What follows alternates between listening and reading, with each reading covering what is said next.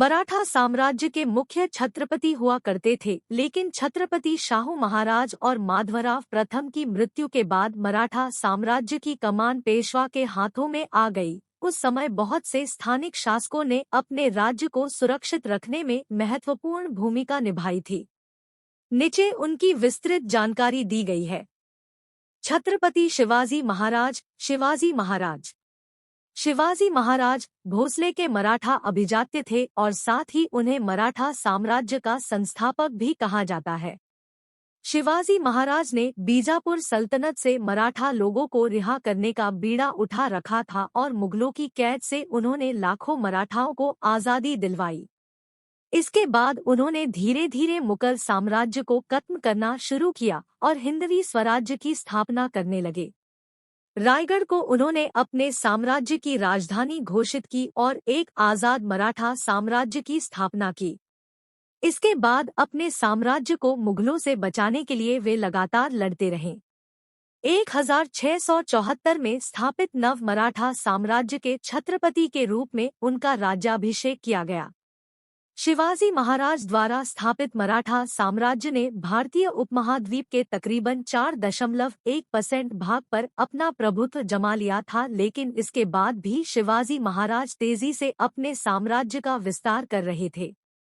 उनकी मृत्यु के समय उन्होंने 300 किले साथ तकरीबन 40,000 की घुड़सवार सेना और 50,000 पैदल सैनिकों की फौज बना रखी थी और साथ पश्चिमी समुद्री तट तक एक विशाल नौसेना का प्रतिष्ठान भी कर रखा था। समय के साथ साथ इस साम्राज्य का विस्तार भी होता गया और इसी के साथ इसके शासक भी बदलते गए। शिवाजी महाराज के बाद उनके पोतों ने मराठा साम्राज्य को संभाला और फिर उनके बाद 18वीं शताब्दी के शुरू में पेशवा मराठा साम्राज्य को संभालने लगे। संभाजी महाराज। शिवाजी महाराज के दो बेटे थे, संभाजी और राजाराम। संभाजी महाराज उनका बड़ा बेटा था जो दरबारियों के बीच काफी प्रसिद्ध था। 1681 में संभाजी महाराज ने मराठा साम्राज्य का ताज पहना और अपने पिता की नीतियों को अपनाकर वे उन्हीं की राह में आगे चल पड़े। संभाजी महाराज ने शुरू में ही पुर्तगाल और मैसूर के चिक्का देवा राया को पराजित कर दिया था। इसके बाद किसी भी राजपूत मराठा गठबंधन को हटाने के लिए 1681 में औरंगजेब ने खुद दक्षिण की कमान अपने हाथ में ले ली। अपने महान दरबार और 5,000 की विशाल सेना के साथ उन्होंने मराठा साम्राज्य के विस्तार की शुरुआत की और बीजापुर और गोलकोंडा की सल्तनत पर भी मराठा साम्राज्य का ध्वज लहराया। अपने 8 साल के शासनकाल में उन्होंने मराठाओं को औरंगजेब के खिलाफ एक भी युद्ध या गढ़ हारने नहीं दिया। 1689 के आसपास संभाजी महाराज ने अपने सहकारियों को रणनीतिक बैठक के लिए संगमेश्वर में आमंत्रित किया ताकि मुगल साम्राज्य को हमेशा के लिए हटा सके। लेकिन गनोजी शिर्के और औरंगजेब के कमांडर मुकर्रब खान ने संगमेश्वर में जब संभाजी महाराज बहुत कम लोगों के साथ होंगे तब आक्रमण करने की बारीकी से योजना बन रखी थी। इससे पहले औरंगजेब कभी भी संभाजी महाराज को पकड़ने में सफल नहीं हुआ था, लेकिन इस बार अंततः उसे सफलता मिल ही गई और 1 फरवरी 1689 को उन्होंने संगमेश्वर में आक्रमण कर मुगल सेना ने संभाजी महाराज को कैदी बना लिया। उनके और उनके सलाहकार कविकलाश को बहादुरगढ़ ले जाया गया, जहां औरंगजेब ने मुगलों के खिलाफ विद्रोह करने के लिए मार डाला। 11 मार्च 1689 को उन्होंने संभाजी महाराज को मार दिया था। राजाराम और ताराबाई, राजा राम एंड ताराबाई। संभाजी महाराज की मृत्यु के बाद उनके सौतेले भाई राजाराम ने सिंहासन संभाला, लेकिन मुगलों की रायगढ़ पर घेराबंदी शुरू हो चुकी थी और इसीलिए उन्हें विशालगढ़ जाना पड़ा और इसके बाद सुरक्षा के लिए उन्हें गिंगी भी जाना पड़ा। वहीं से मराठा शूरवीर मुगल सैन्य दलों पर छापा मारते थे और इस प्रकार बहुत से किलों को मराठाओं में दोबारा हासिल कर लिया था। उस समय के कुछ महान शूरवीरों में संताजी घोरपड़े, धनाजी जाधव, परशुराम पंत प्रतिनिधि, शंकरजी नारायण सचिव और मिलगिरी पंडित शामिल थे। 1697 में राजाराम ने औरंगजेब को युद्धविराम की संधि भी दी थी, लेकिन औरंगजेब ने इनकार कर दिया। 1700 में सिंहगढ़ किले में राजाराम की मृत्यु हो गई। उनकी विधवा ताराबाई अब साम्राज्य को अपने बेटे रामराज शिवाजी द्वितीय के नाम पर चला रही थी। उन्होंने ही कुछ समय तक मुगलों के खिलाफ मराठा साम्राज्य की कमान संभाली और 1705 से उन्होंने नर्मदा नदी भी पार कर दी और मालवा में प्रवेश कर लिया ताकि मुगल साम्राज्य पर अपना प्रभुत्व जमा सके। छत्रपति शाहू महाराज छत्रपति साहूजी महाराज 1707 में औरंगजेब की मृत्यु के बाद संभाजी महाराज के बेटे शिवाजी के पोते को मराठा साम्राज्य के नए शासक बहादुर शाह प्रथम को रिहा कर दिया, लेकिन उन्हें इस परिस्थिति में ही रिहा किया गया था कि वे मुगल कानून का पालन करेंगे।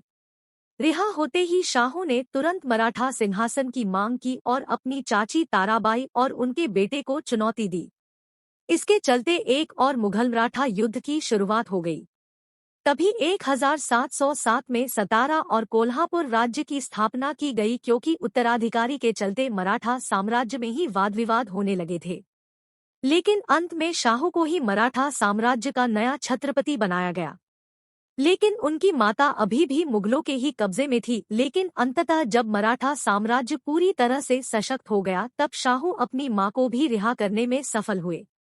इसके बाद शाहू ने बालाजी विश्वनाथ को नए पेशवा के रूप में नियुक्त किया। शाहू के शासनकाल में रघुजी भोसले ने पूर्व वर्तमान बंगाल में मराठा साम्राज्य का विस्तार किया। सेनापति धाबदे ने पश्चिम में विस्तार किया। पेशवा बाजीराव और उनके 3 मुख्य पवार धार, होलकर, इंदौर और सिंधिया ग्वालियर ने उत्तर में विस्तार किया। ये सभी राज्य उस समय मराठा साम्राज्य का ही हिस्सा थे। पेशवा युग। इस युग में पेशवा चित्पावन परिवार से संबंध रखते थे, जो मराठा सेनाओं का नियंत्रण करते थे और बाद में वही मराठा साम्राज्य के शासक बने। अपने शासनकाल में पेशवाओं ने भारतीय उपमहाद्वीप के ज्यादातर भागों पर अपना प्रभुत्व बनाए रखा था। बालाजी विश्वनाथ 1713 में शाहू ने पेशवा बालाजी विश्वनाथ की नियुक्ति की थी।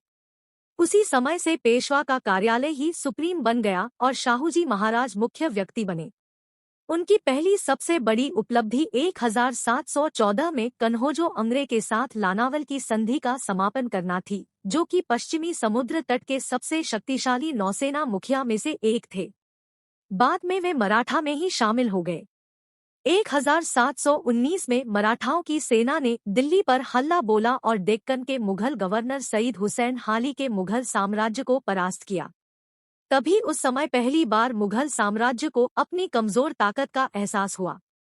बाजीराव प्रथम बाजीराव 1 अप्रैल 1720 में बालाजी विश्वनाथ की मृत्यु के बाद उनके बेटे बाजीराव प्रथम की नियुक्ति शाहू ने पेशवा के रूप में की।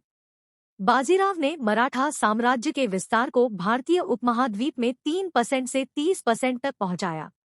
अप्रैल 1740 तक अपनी मृत्यु से पहले उन्होंने कुल 41 युद्ध में लड़ाई की और उनमें से वे एक भी युद्ध नहीं हारे। 28 फरवरी 1728 को महाराष्ट्र के नाशिक शहर के पालखेड़ गांव में जमीन को लेकर बाजीराव प्रथम और कमरुद्दीन खान और हैदराबाद के असफजा प्रथम के बीच युद्ध हुआ था, जिसमें मराठाओं ने निजाम को पराजित कर दिया। इस युद्ध में बाजीराव प्रथम ने सैन्य रणनीति का एक उत्तम नजराना पेश किया था। 1737 में बाजीराव प्रथम के नेतृत्व में मराठाओं ने दिल्ली के उपनगरों पर दिल्ली के युद्ध में बमवर्षा की और छापा मारा। मराठाओं के आक्रमण से मुगलों को बचाने के लिए निजाम से डेक्कन छोड़ दिया, लेकिन फिर भी बुरी तरह से भोपाल के युद्ध में पराजित हुआ। मुगलों ने इस युद्ध में मराठाओं के सामने पूरी तरह से घुटने टेक दिए थे और इसी के चलते मराठाओं ने मालवा से संधि करके उन्हें राज्य सौंप दिया। इसके बाद वसई का युद्ध मराठा और पुर्तगाली शासक के बीच हुआ। यह गांव मुंबई के उत्तर में 50 किलोमीटर की दूरी पर आता है।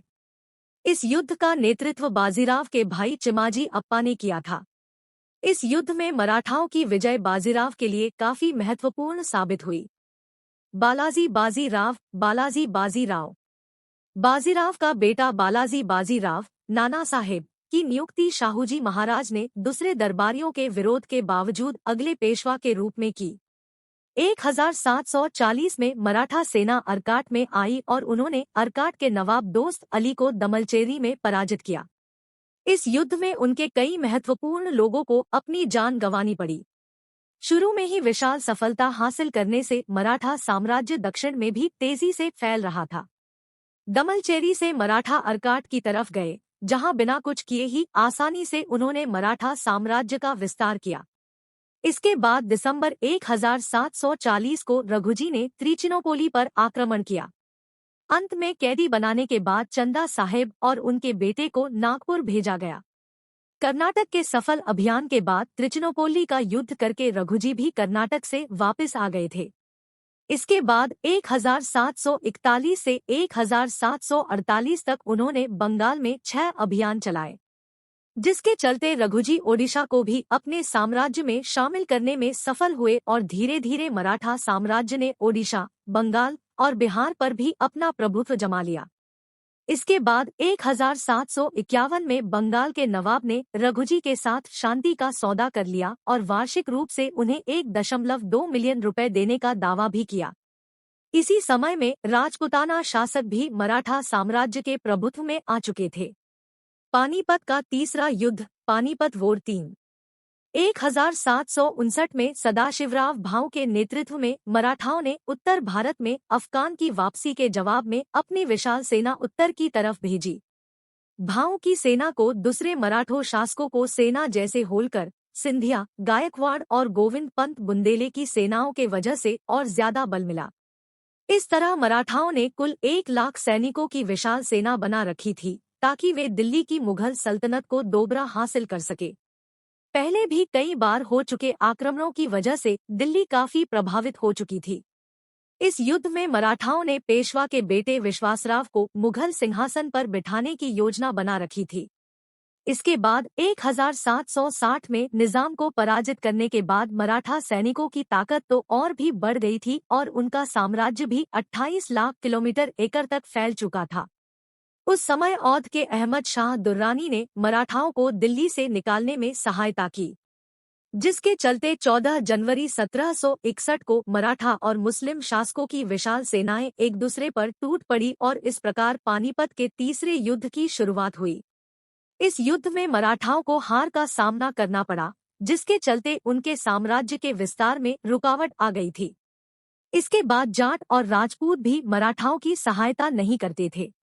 इस परिणाम के बाद बहुत से शासकों ने मराठाओं की सहायता करने से इनकार कर दिया था। इतिहासकारों ने भी मराठाओं की काफी आलोचना की थी। एक समय जहां मुस्लिम शासक अबजात के नाम पर एक हो रहे थे, वहीं इस समय हिंदू शासक एक दूसरे से अलग होने लगे थे। इसके बाद मराठाओं ने भी जाट और राजपूतों पर कड़वे शब्दों का प्रहार किया और इसके चलते दोनों के बीच तनाव की स्थिति उत्पन्न हुई। इसके बाद भरतपुर के राजा सूरजमल ने भी मराठाओं का त्याग किया और कुछ राजपूत शासकों ने तो मराठों सेनाओं से भी अपने सैनिकों को निकाल दिया था।